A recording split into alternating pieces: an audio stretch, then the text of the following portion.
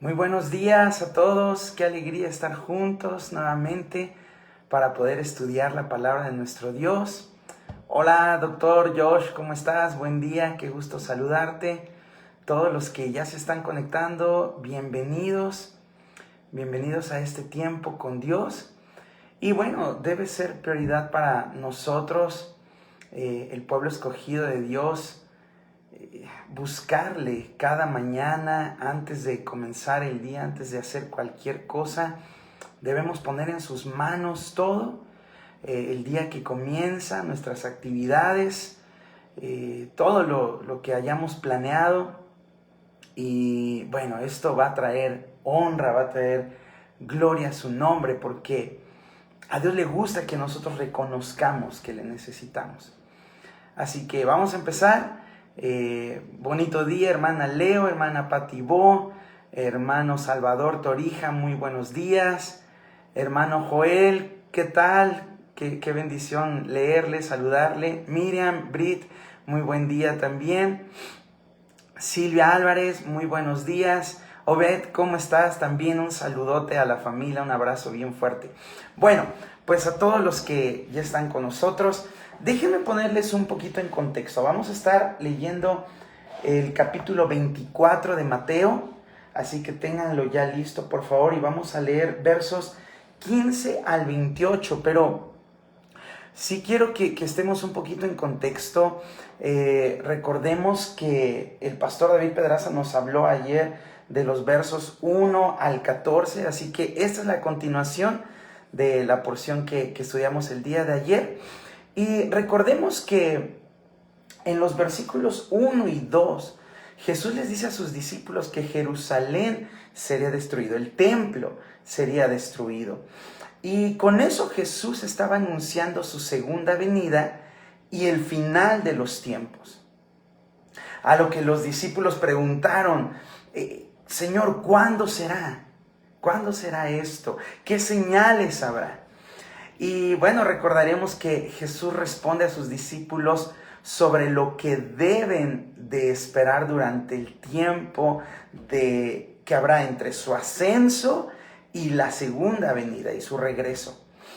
Así que el pastor David ayer nos habló de algunas cosas que van a suceder. Y en la porción que estaremos leyendo hoy, Jesús cita el libro de Daniel para seguir hablando de los acontecimientos venideros, los acontecimientos que van a anunciar la segunda venida de nuestro Señor Jesucristo. Y bueno, hoy nos toca una porción no tan sencilla de entender. Así que antes de leer, quiero mencionar algo que nos va a ayudar mucho. La porción que vamos a leer, que son versos 15 en adelante, Jesús va a mencionar algunas cosas que van a suceder en dos momentos diferentes.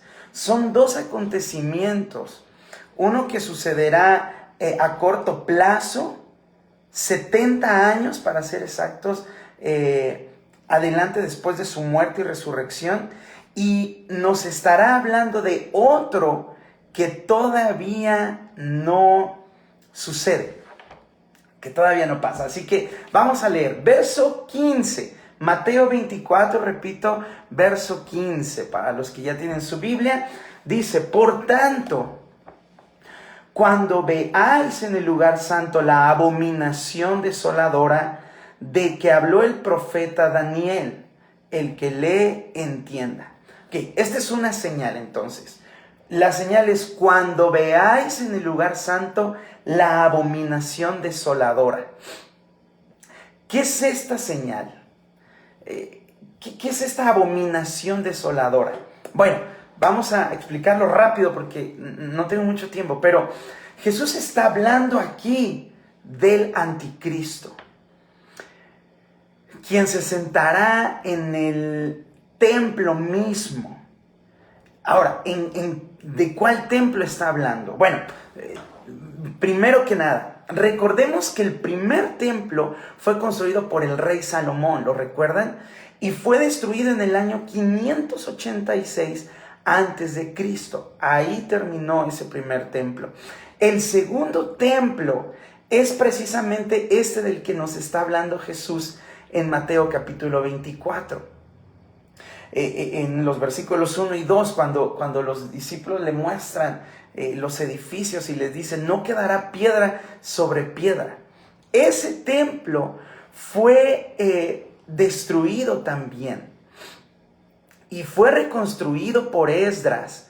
Ese templo fue reconstruido en primer lugar por Esdras y por el pueblo judío después de que regresaron de la cautividad de Babilonia.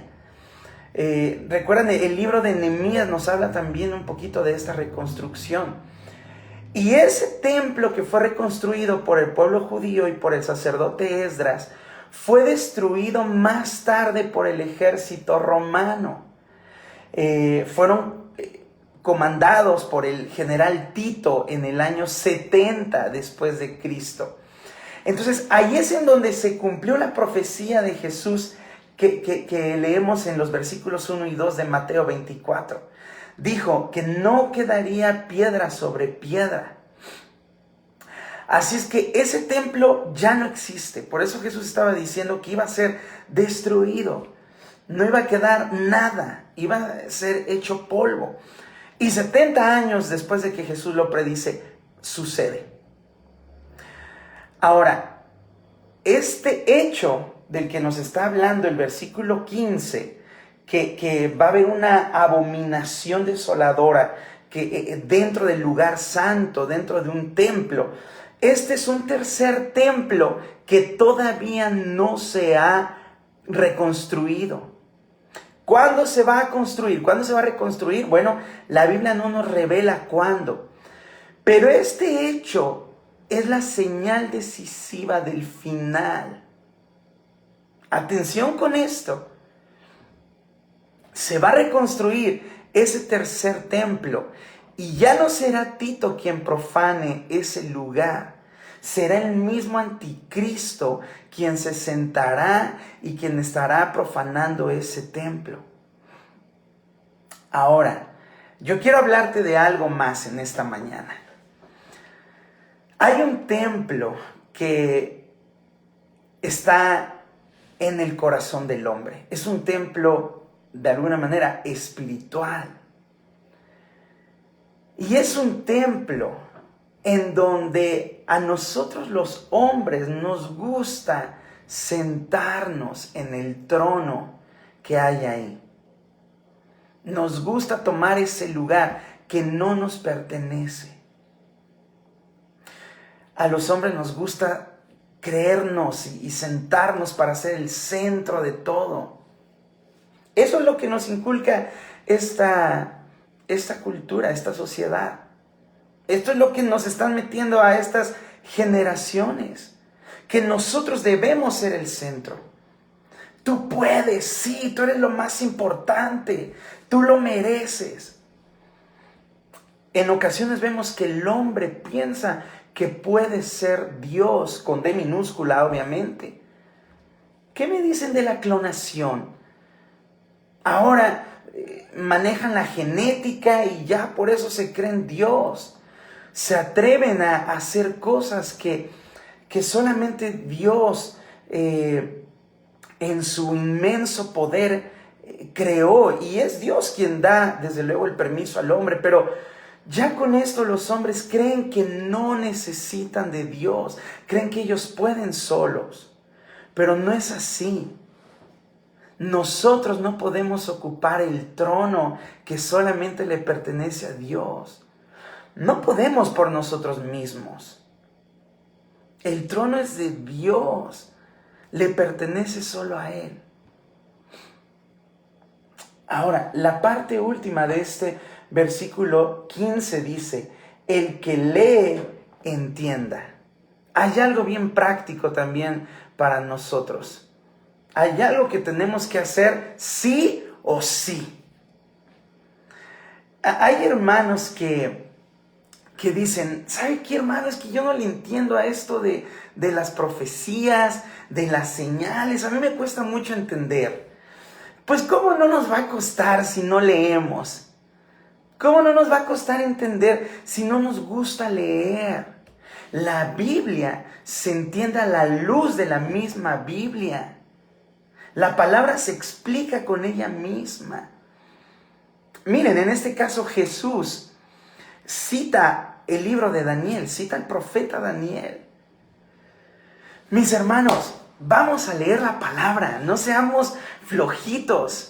Propóngase un reto, un plan, hágase un propósito. Yo no sé, hay tantas cosas, aplicaciones que nos ayudan hoy en día, que nos recuerdan que hay que leer.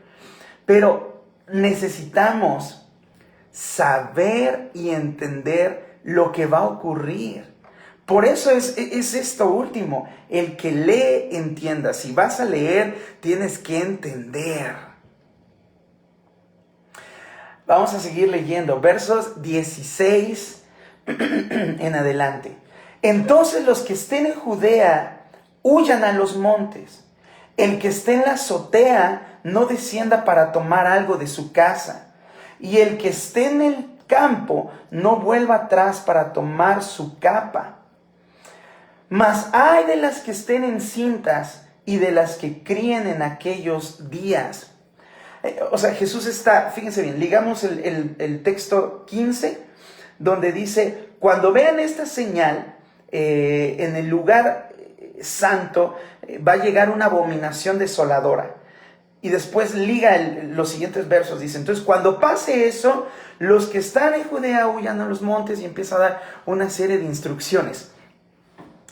Pero, a ver, ¿qué pasó aquí entonces? Parece que Jesús está ahora hablando de otra cosa. No sé si así les parece, pero no es así. Está hablando de lo mismo. Solamente que en esta ocasión, en estos versos que acabo de leer, 16 al 19, Jesús está haciendo alusión a la destrucción del segundo templo del que hablamos. De lo que pasó en el año 70 después de su muerte y resurrección. Lo que vendrá será un cumplimiento. Fíjense bien, lo que vendrá más adelante, a ver, vamos a tratar de explicarlo así. Lo que vendrá más adelante, que todavía no ha pasado, es un cumplimiento a semejanza del cumplimiento anterior. Así como fue en la segunda destrucción de ese templo, así pasará con ese tercer templo. Así pasará con el fin de los tiempos. Y Jesús está usando como ejemplo esa segunda destrucción para ilustrarnos, para advertirnos que se acerca un peligro mayor, inminente, que viene algo tremendo, bárbaro. Y que los que hemos decidido seguirle, no debemos preocuparnos más por las cosas materiales de este mundo que por nuestra vida espiritual. Fíjense bien, Jesús estaba haciendo alusión a aquellos que se preocuparon más en aquel entonces que Jerusalén fue destruida y que el templo fue destruido, y que les dijo, ¿saben qué? Mejor huyan a los montes. El que esté en la azotea no descienda, no baje, porque va a ser peor. El que esté en el campo ya no regrese a tomar su capa. Está hablando de cosas materiales. Y eso es lo que nos está advirtiendo a nosotros. No se preocupen por las cosas materiales. Preocúpate por lo que va a venir. Preocúpate por tu vida espiritual. Fíjense qué cosa. Aquellos que se preocuparon más por las cosas materiales, aquellos que se preocuparon más por su capa, por ver sus cosas, cómo estaban, es decir, las cosas de este mundo. Hablando de aquellos israelitas en la destrucción del año 70, se quedaron solamente, no solamente se quedaron sin las cosas materiales, sino que perdieron su vida también. Qué tremendo, ¿no? Es decir, los que se preocuparon por cosas materiales, perdieron eso y perdieron su vida también. Familia, tenemos que prepararnos urgentemente para la segunda venida de nuestro Señor Jesucristo, sin que nos importen las cosas materiales. Verso 20, me voy a ir más rapidito. Verso 20, orad pues que vuestra huida no sea en invierno ni en día de reposo. Tengo que hacer un paréntesis aquí, porque Jesús está hablando de dos cosas. Uno, el invierno. ¿Por qué habla de un invierno? Bueno, el invierno en aquella región, como en otras partes del mundo, era una temporada muy cruda. Era muy difícil cuando venía el invierno. Y Jesús está diciendo, oren para que su vida sea menos dura. Si es que hay invierno, les va a costar más, va a ser más agresivo. Y también dice, oren para que no sea en día de reposo. ¿Por qué Jesús dice esto? Bueno, tiene que ver con lo riguroso de la ley judía. Y esto es una advertencia para los religiosos y legalistas, no solo de ese tiempo, sino de todos los tiempos. Esto es para los que están más interesados en hacer cosas que muchas veces ni la palabra de Dios ni siquiera es palabra de Dios lo que están haciendo. Pero ahí estamos inventándonos cosas una y otra, quién sabe de dónde, pero no es palabra de Dios. Y las queremos hacer ley, que es lo peor del caso. Pero Jesús dice, aguas, no sea que eso les complique más las cosas. Así que el punto principal de este verso es que debemos orar, clamar al Señor para que ese periodo de tiempo en lo que Él viene a rescatar a su pueblo sea menos duro y complicado. Y lo hace utilizando estas dos advertencias. Verso 21. Porque habrá entonces gran tribulación, cual no la ha habido desde el principio del mundo hasta ahora, ni la habrá.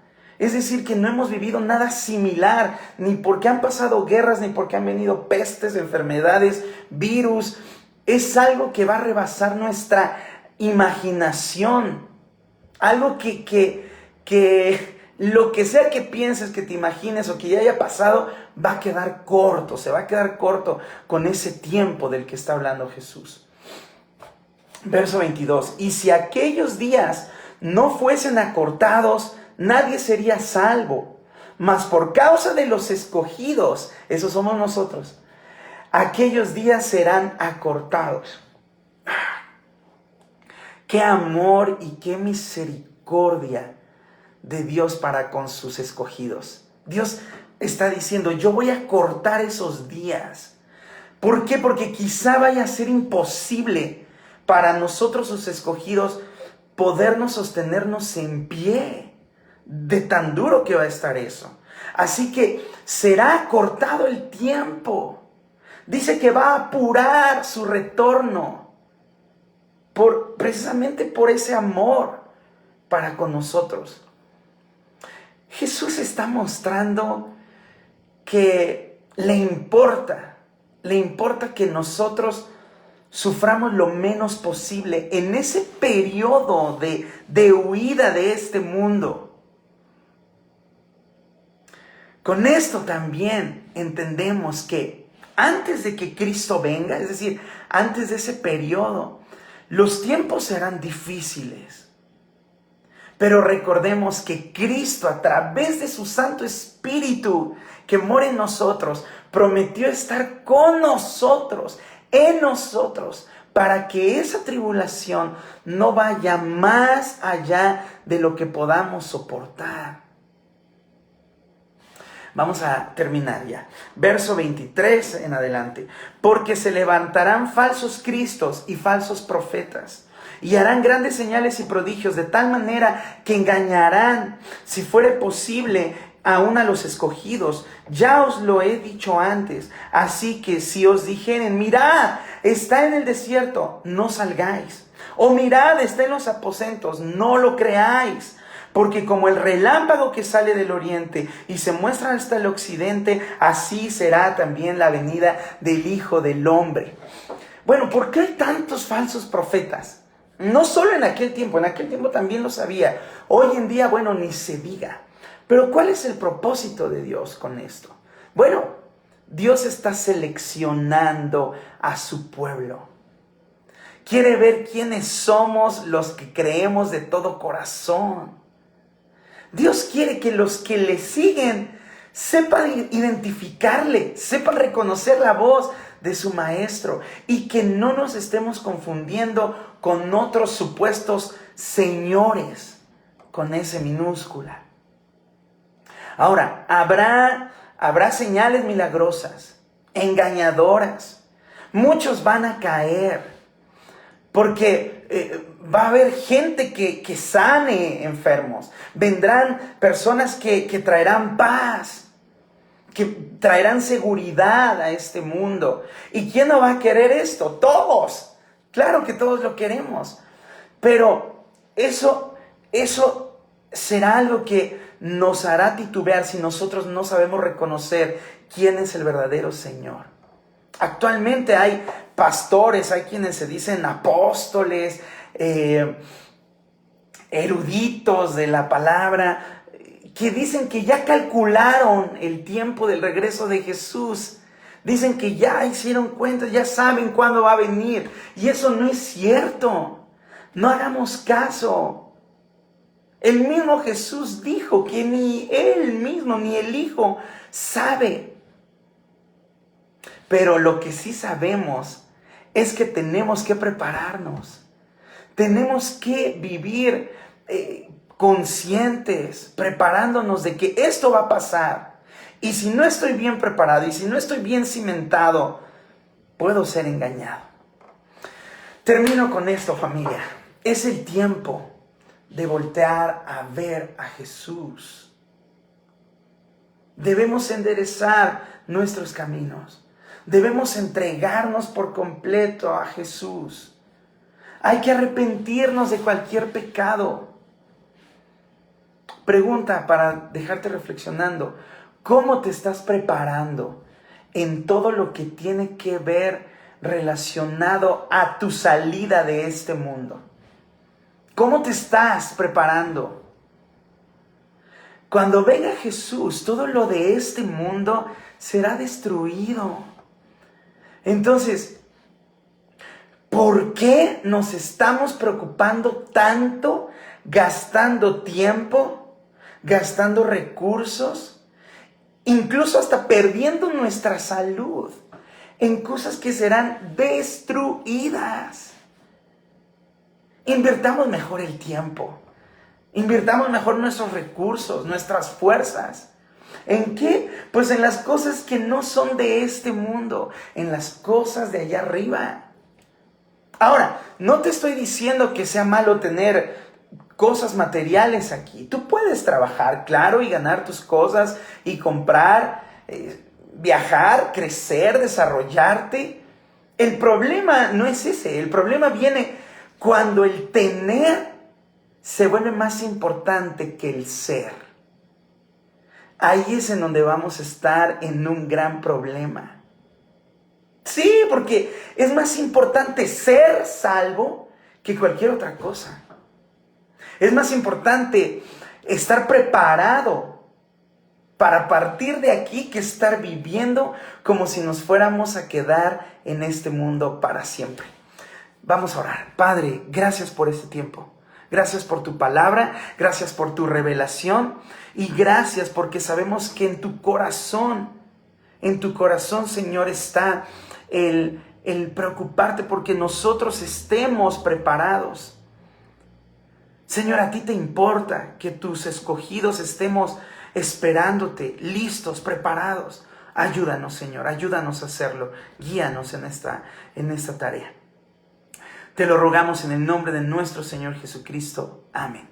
Familia, un gusto, un placer haber estado con ustedes. Perdónenme que ya no me da tiempo de saludarles a todos, pero en cuanto termine la transmisión voy a estar leyendo y saludándoles y contestando por ahí. Dios les bendiga. Un abrazo enorme, fuerte a todos.